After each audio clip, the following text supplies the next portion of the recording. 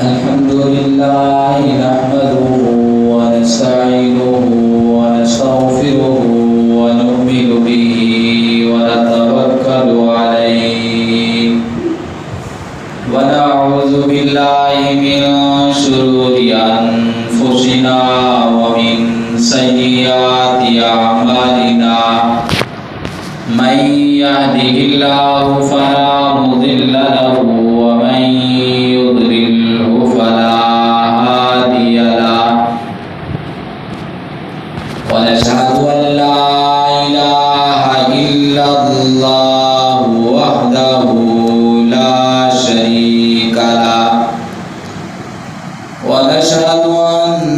سيدنا ومولانا محمد وعلى آله وأصحابه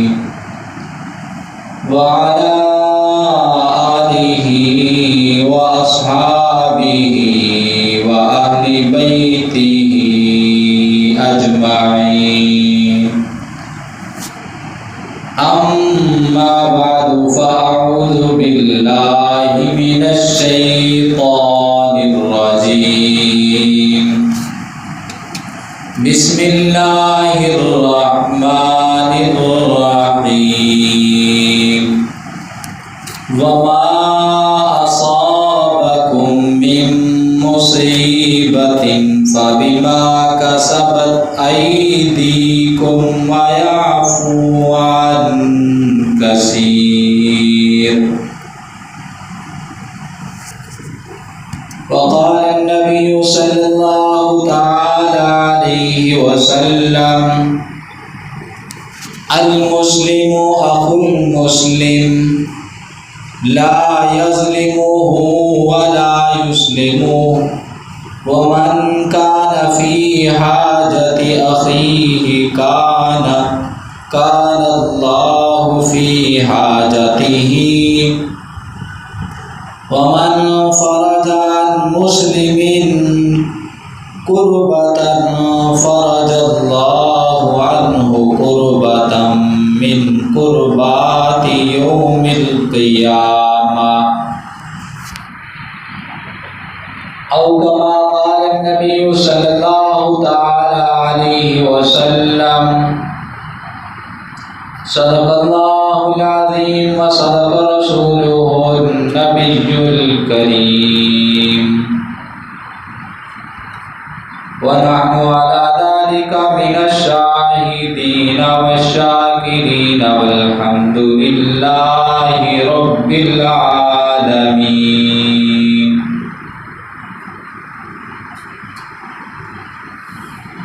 اللهم صل على محمد وعلى آل محمد كما صليت على إبراهيم وعلى آل إبراهيم إنك حميد مجيد. اللهم بارك على محمد وعلى آل محمد كما باركت على إبراهيم وعلى آل إبراهيم إنك حميد مجيد.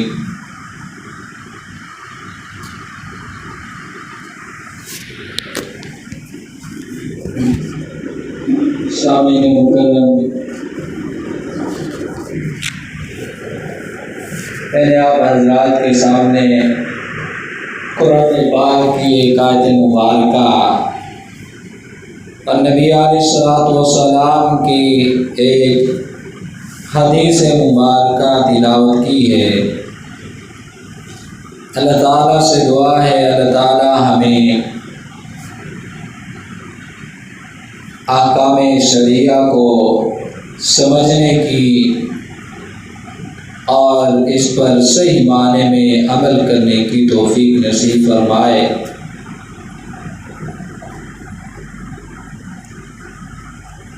تو قرآن پاک میں اللہ تعالیٰ فرماتے وما اصابکم من مصیبت فبما کسبت ایدیکم ویعفو عن کثیر. جو کچھ مصیبت تم پر آ رہی ہے یہ تمہارے اپنے برے اعمال اور تمہارے کرتوتوں کا نتیجہ ہے، اور بہت سے گناہ تو اللہ تعالی معاف فرما دیتے ہیں۔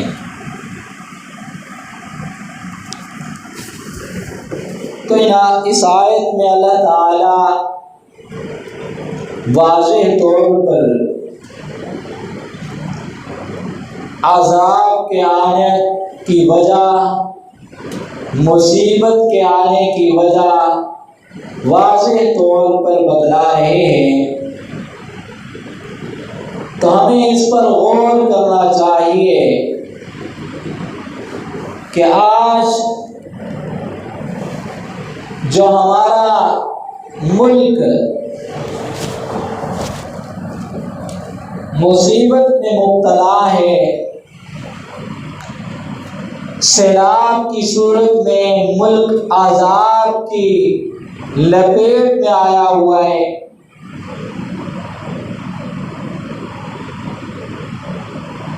تقریباً آدھا ملک سیلاب میں ڈوبا ہوا ہے،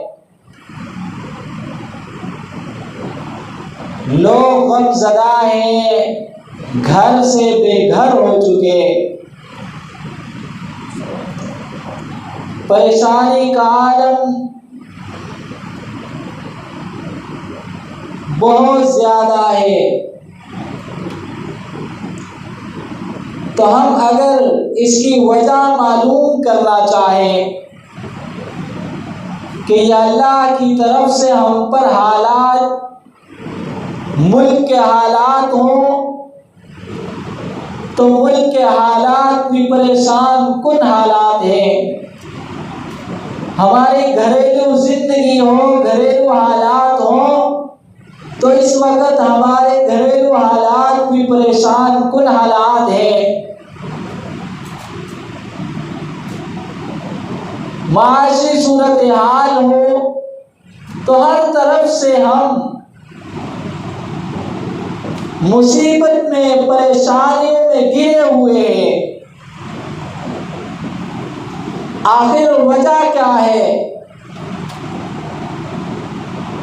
حالانکہ اللہ تعالیٰ قرآن پاک میں ارشاد فرماتے ہیں، اے انسانوں، میں نے ساری دنیا کی چیزیں تمہارے فائدہ کے لیے بنائی۔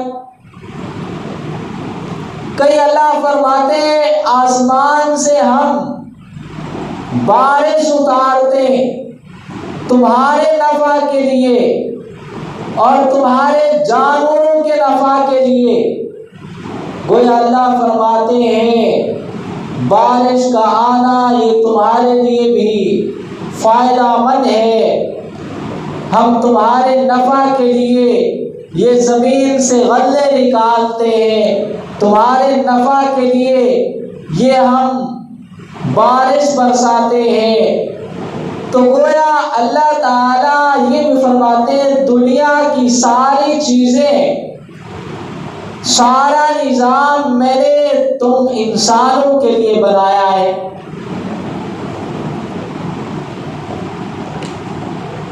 اور انسانوں کو کس لیے بنایا وہ بھی اللہ بتلا دیتے ہیں، وَمَا خَلَقْتُ الْجِنَّ وَالْإِنسَ إِلَّا لِيَعْبُدُونَ، میں نے جنوں اور انسانوں کو اپنی عبادت کے لیے بنایا۔ تو اب سوال یہ ہوتا ہے کہ جب اللہ نے ساری چیزوں کو، ساری مخلوقات کو، ہواؤں کو، زمینوں کو، پانی کو، درختوں کو، ساری چیزوں کو جب اللہ ہم انسانوں کے فائدہ کے لیے بناتے ہیں، تو پھر انہی چیزوں سے ہمیں نقصان کیوں ہوتا ہے؟ وہی پانی جو نفع کا سبب ہے، وہی پانی اب ڈبو کیوں رہا ہے؟ وہی ہوائیں جو ہمارے نفع کی سبب ہے، وہی ہوائیں، وہی طوفان، وہی تیز دھار آندھیاں ہمارے لیے نقصان دہ ثابت ہو جاتی ہیں۔ یہی سورج انسان کے نفع کے لیے ہے، پھر ایسا کیوں ہو جاتا ہے کہ وہی سورج انسانوں کو نقصان اور تکلیف پہنچا رہا ہوتا ہے؟ آخر وجہ کیا ہے؟ نفع والی چیزیں نقصان دینا کیوں شروع کر دیتی ہے؟ تو اللہ اس کی وجہ بھی قرآن پاک میں بتلا رہے ہیں، وَمَا أَصَابَكُم مِّن مُّصِيبَةٍ فَبِمَا كَسَبَتْ أَيْدِيكُمْ وَيَعْفُو عَن كَثِيرٍ۔ نہیں پہنچتی تم پر کوئی مصیبت مگر تمہارے اعمالوں کی وجہ سے۔ وجہ اللہ بتلا رہے کہ یہ عذاب کا آنا، یہ جو پانی نفع بخش تھا وہ نقصان دے رہا ہے اب پانی، اس کی وجہ یہ ہے ہمارے اعمال اب ٹھیک نہیں ہیں، تمہارے اعمال اب درست نہیں، تمہاری بدعملیات، تمہارے گناہ زیادہ ہیں۔ اللہ وجہ بتلا رہے، وہ سورج جو کبھی نفع دے رہا ہوتا ہے وہی سورج آگ برسا رہا ہوتا ہے تمہارے بدعمالیوں کی وجہ سے، تمہارے گناہوں کی وجہ سے۔ وہی بارشیں کہ ایک وقت تھا کہ گرمی کی شدت تھی، تپش اتنی تھی کہ ہم اس وقت تمنا کر رہے تھے، اس وقت یہ دعائیں کر رہے تھے کہ اللہ اب بارش آ جائے، اب بارش آ جانا چاہیے، گرمی کی شدت ہے۔ ایک وقت وہ تھا کہ ہم پر مصیبت اور عذاب گرمی کی شدت کی وجہ سے آ رہا تھا، سورج ہم پر برس رہا تھا، آگ برسا رہا تھا، پھر ہم نے اللہ سے دعائیں کی، یہ تمنے ظاہر کی کہ اب بارشیں ہوں، تو اب بارشیں شروع ہوئی تو اللہ نے وہی بارشیں جو ہمیں ظاہری طور پر فائدہ نظر آ رہی تھی، ہم مانگ رہے تھے کہ بارشیں ہوں گی موسم ٹھیک ہو جائے گا، بارشیں ہوں گی حالات ٹھیک ہو جائیں گے، وہی بارشیں جب اللہ نے بارشیں برسائی تو اب بارشیں رک نہیں رہی، وہ بارشیں اب عذاب کی صورت اختیار کر گئی ہیں، وہ بارشیں سیلاب کی صورت اختیار کر گئی ہے، جس کے سبب لوگوں کے مکانات اجڑ گئے، لوگوں کے جانور اجڑ گئے، مال اجڑ گئے۔ کئی گھرانے ایسے ہوتے ہیں جن کی جمع پونجی یہی جانور ہوتے ہیں، جن کا ذریعہ آمدنی جانور ہوتے ہیں، جب ان کے وہ جانور بھی ختم ہو گئے تو کچھ بچا نہیں۔ کئی گھرانے ایسے ہوتے ہیں جن کی آمدنی کا ذریعہ فصلیں ہوتی ہیں، فصلیں سیلاب کی نظر ہو گئی، تباہ ہو گئی، تو یہ اللہ کا عذاب ہے ہم پر، یہ اللہ کا قہر ہم پر نازل ہو رہا ہے۔ وجہ کیا ہے؟ وجہ وہی ہے ہماری بدعمالیاں، وجہ وہی ہے کہ ہمارے اعمال ٹھیک نہیں۔ تو اللہ خود قرآن پاک میں واضح طور پر اعلان کر رہے ہیں، جو بھی تمہیں کوئی مصیبت آتی ہے، تم پر کوئی عذاب پریشانیاں آتی ہیں، تمہارے اعمال کی سبب آتی ہیں۔ تمہارے اعمال ٹھیک ہو تو پھر حالات بھی ٹھیک ہوتے ہیں، تمہارے اعمال ٹھیک ہو تو پھر نظام بھی دنیا کا ٹھیک چلتا ہے، تمہارے اعمال ٹھیک ہو حکمران بھی ٹھیک اللہ عطا کرتے ہیں۔ یہ حکمرانوں کی نااہلیہ ہمارے بدعمالیوں کا نتیجہ ہے۔ یہ ملک میں عذاب کی صورت عذاب آ رہا ہے، معاشی تنگیاں آ رہی ہے، ملک کے حالات خراب ہو رہے ہیں، ہماری بدعمالیوں کا نتیجہ ہے، ہمارے گناہوں کی شامت ہے۔ اس لیے ہمیں اپنی فکر کرنی ہے اور اللہ سے توبہ اور استغفار کرنا ہے، معافی مانگنی ہے کہ ہمارے بدعمالیوں کے نتیجے میں جو ملک ڈوب رہا ہے، لوگ بے گھر ہو چکے ہیں، پریشانی کا عالم ہے، تو ایک تو یہ ہے کہ ہم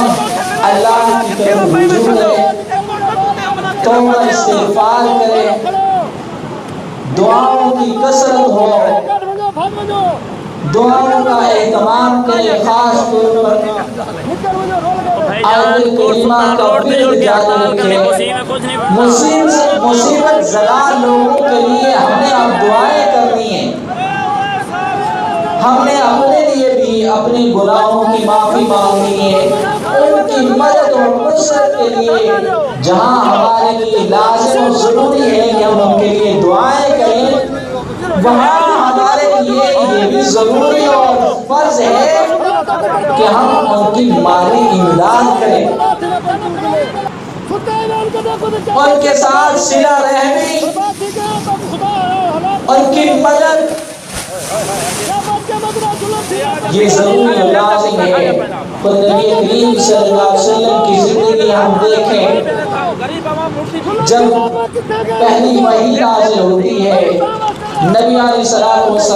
غار حرا میں موجود ہوتے ہیں، وحی نازل ہونے کے وقت وحی کے آثار کی وجہ سے نبی علیہ السلام کی طبیعت میں بوجھ آ جاتا ہے، تیز بخار آ جاتا ہے، گھبراہٹ محسوس ہوتی ہے، تو نبی علیہ السلام اماں خدیجہ رضی اللہ عنہا تو یہ قصہ سناتے ہیں، بتاتے کہ اس طرح ایک فرشتہ آیا اور اس طرح میرے ساتھ یہ واقعہ پیش آیا، اس نے مجھے دبایا، اس کے بعد اب مجھے تیز بخار آ گیا، صلی اللہ علیہ وسلم زمینونی ارشاد فرماتے تھے کہ مجھے چادر دو، چادر اوڑھو۔ اس موقع پر حضرت خدیجہ رضی اللہ عنہا نبی علیہ السلام کی بیوی، انہوں نے نبی علیہ السلام کو تسلی دی، اور تسلی میں خاص طور پر یہ ذکر کیا، یہ الفاظ دہرائے، اے محمد صلی اللہ علیہ وسلم آپ گھبرائیں نہیں، پریشان نہ ہو، اللہ آپ کو اکیلا نہیں چھوڑے گا۔ کیوں؟ کس لیے؟ حضرت خدیجہ رضی اللہ عنہا فرماتی ہے اس لیے کہ آپ غریبوں کا خیال کرتے ہیں، آپ مسکینوں کو کھانا کھلاتے ہیں، غریبوں کی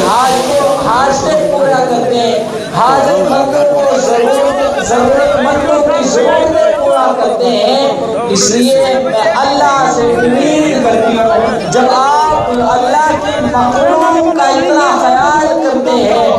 آپ اللہ کی مخلوق کے حاجات کو پورا کرتے ہیں، وہ اللہ آپ کو بھی اکیلا نہیں چھوڑے گا۔ آپ جب لوگوں پر صلہ رحمی کرتے ہیں، لوگوں پر رحم کرتے ہیں، اللہ آپ پر رحم کرے گا۔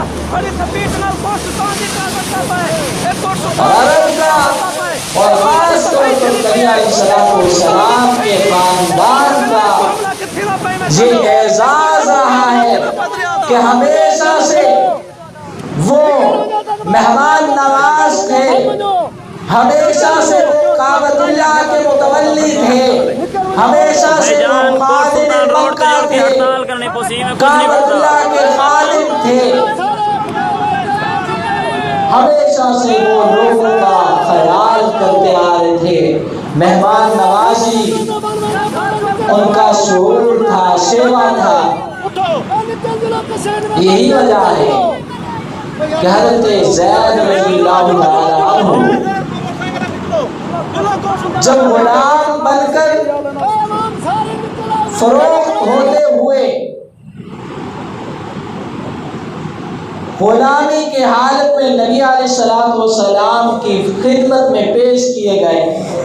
کیونکہ یہ قافلہ ان کا آ رہا تھا، راستہ میں کسی نے حملہ کیا قافلے پر، حضرت زید رضی اللہ عنہ کو بچے تھے، اٹھا لیا اور انہیں بازار میں فروخت کر دیا، اس طرح یہ غلام بن گئے۔ تو بہرحال نبی علیہ السلام کی خدمت کے لیے خدمت کرنے لگے، پھر مسلمان بھی ہو گئے۔ ان کے والد حضرت زید رضی اللہ تعالیٰ عنہ کے والد بڑے پریشان رہتے کہ میرا بیٹا کس حال میں ہے، زندہ ہے یا نہیں ہے، کیسے ہوگا، پریشانی کے عالم میں تلاش کرتے رہتے اور دکھی اور تکلیفانہ اشعار پڑھتے رہتے۔ جب انہیں اطلاع ملی کہ آپ کا بیٹا مکہ میں ہے اور فلاں جگہ پر ہے، کیونکہ حضرت زید رضی اللہ تعالیٰ عنہ کے علاقہ کے، ان کے شہر کے لوگ جب حج کے لیے آئے تھے تو زید سے ملاقات ہوئی، تو حضرت زید رضی اللہ عنہ نے والد کے نام یہ پیغام بھیجا تھا کہ میرے والد کو یہ پیغام دے دینا کہ میں مکہ میں ہوں، خیر خیریت سے ہوں اور میں شریف اور اچھے لوگوں کی نگرانی میں ہوں، میری پریشانی، میرے بارے میں پریشان نہ ہونا۔ تو حضرت زید رضی اللہ عنہ کے والد ان کی تلاش میں انہیں لینے آ گئے، چاچا بھی ساتھ ہیں، نبی علیہ السلام سے ملاقات ہوئی، ملے جلے، سلام دعا کی، آ کر آپ صلی اللہ علیہ وسلم کے خاندان کی تعریف شروع کر دی کہ آپ تو مہمان نواز ہیں، رحم دل ہے، آپ کا خاندانی سیوا ہے، کیا آپ لوگوں پر رحم دلی کرتے ہیں، مہمان نوازی کرتے ہیں، مسکینوں کو کھلاتے ہیں، غریبوں کی مدد کرتے ہیں، ضرورت مندوں کی حاجتیں پورا کرتے ہیں۔ نبی علیہ السلام نے پوچھا کہ آپ غرض کیا ہے، کیا کہنا چاہتے ہیں؟ تو پھر انہوں نے بتلایا کہ زید ہمارا بیٹا ہے، ہم اس کی تلاش میں ہیں، انہیں لینے آئے۔ تو پھر نبی علیہ السلام نے حضرت زید رضی اللہ تعالیٰ عنہ کو بلا کر یہ ارشاد فرمایا کہ زید، میرا تیرے ساتھ رویہ بھی تیرے سامنے ہے، میں کیسے تیرے ساتھ رہتا ہوں، اور اب یہ تیرے والدین یہ آئے ہوئے ہیں، ان کے ساتھ جانا چاہے تو جائے، میری طرف سے اجازت ہے، بغیر فدیہ کے میں اجازت دے رہا ہوں، لیکن زید اگر نہ جانا چاہے تو پھر میں مجبور نہیں کر سکتا۔ حضرت زید رضی اللہ تعالی عنہ نے بھی اس موقع پر یہ جواب دیا کہ نہیں، میں نبی علیہ السلام کو چھوڑ کر نہیں جا سکتا۔ باپ بڑا حیران، چچا بڑا حیران کہ زید رشتہ داروں کو چھوڑ کر، باپ اور چچا کو چھوڑ کر، تم وطن کو چھوڑ کر غیر وطنی کو اختیار کرتے ہو، آزادی کی زندگی چھوڑ کر غلامی کی زندگی اختیار کرنا چاہتے ہو۔ تو حضرت زید رضی اللہ تعالی عنہ کا یہ عشق رسول کا ثبوت بھی ہے۔ اس موقع پر پھر نبی علیہ السلام نے بھی، کیونکہ بچے تھے، حضرت زید رضی اللہ تعالی عنہ کو اپنی گود میں بٹھایا، پیار کیا اور ارشاد فرمایا آج کے بعد زید میرا بیٹا ہے۔ تو یہ دیکھ کر پھر چاچا اور باپ بھی چپ ہو گئے۔ تو بہرحال عرض کرنے کا مطلب یہ ہے حضرت زید رضی اللہ تعالیٰ عنہ کے والد اور چاچا نے آ کر نبی علیہ الصلوۃ والسلام کی وہی صفات دہرائی کہ آپ مہمان نواز ہیں، رحم دلی کرنے والے ہیں، آپ کا پورا گھرانہ، آپ کا خاندان وہ بڑا حاجت مندوں کی حاجتوں کو پورا کرنے والا ہے، ضرورتوں کو پورا کرنے والا ہے۔ تو یہ نبی علیہ الصلوۃ والسلام کی خاندانی صفات، آپ کی تعلیمات ہیں کہ آپ ہمیشہ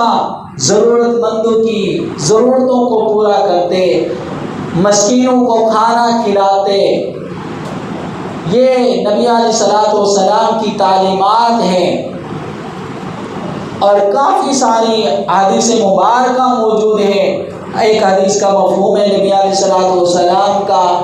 آپ صلی اللہ علیہ وسلم ارشاد فرماتے ہیں کہ جس نے ضرورت مندوں کی، کسی ضرورت مند کی دنیاوی ضرورت کو پورا کیا، حاجت کو پورا کیا، اللہ اس بندے کی آخرت کی ضرورت کو پورا کریں گے۔ یہ بہت بڑی فضیلت کی بات ہے کہ دنیا میں کسی کوئی ضرورت مند ہے، حاجت مند ہے، اس کی ضرورت کو پورا کر دیا، اس کے بدلے میں اللہ آخرت کی ضرورتیں بہت زیادہ ضرورتیں ہیں، اللہ آخرت میں اس کا اجر و ثواب اتنا دیں گے کہ وہ اس کی ضرورت کو پورا کر دیں گے۔ تو اس لیے ان مشکل حالات میں ہمارا حق بنتا ہے کہ ہم ہمیشہ جو حقدار ہیں، جو اس وقت محتاج ہیں، گھروں سے بے گھر ہو چکے ہیں، ہم بڑھ چڑھ کر ان کا ساتھ دیں، مالی امداد کریں، جتنا ہو سکے ان کو کھانے کی ضرورت ہے ان تک کھانا پہنچائیں، خشک راشن پہنچائیں، رہنے کے لیے گھر گر گئے خیموں کا انتظام کریں۔ تو یہ ہمارا فرض اور ہم پر لازم ہے کہ ہم ان کا ساتھ دیں۔ تو اس لیے ہر آدمی اپنے طور پر یہ کوشش کرے، جتنا ممکن ہو حصہ ڈالنا چاہیے، ان کا خیال رکھنا چاہیے، یہ ہماری ذمہ داری ہے، ہمارا فرض ہے۔ ان کے لیے دعائیں بھی کرنی ہے، ہم نے اللہ سے معافی اور استغفار کرنے کا وقت بھی ہے۔ جو ہمارے ملک میں عذاب آ رہے ہیں ہمارے گناہوں کی وجہ سے آ رہا ہے۔ ملک کی حالات دیکھے جائیں وہ خراب ہیں، گھریلو حالات تک خراب ہیں، ملک ڈوبا ہوا ہے۔ تو یہ پریشانیوں کا عالم،